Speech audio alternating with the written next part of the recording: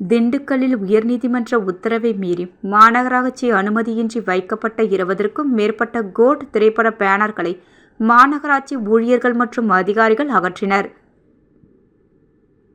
திண்டுக்கல் மாநகராட்சி உட்பட்ட பகுதிகளில் ராஜேந்திரா உமா திரையரங்கம் மற்றும் ஆர்த்தி கிராண்ட் உள்ளிட்ட திரையரங்கத்தில் விஜய் நடிப்பில் உருவான கோட் திரைப்படம் இன்று வெளியாகியுள்ளது.